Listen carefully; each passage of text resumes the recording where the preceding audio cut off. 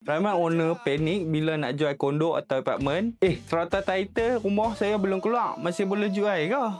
Cari Syamsul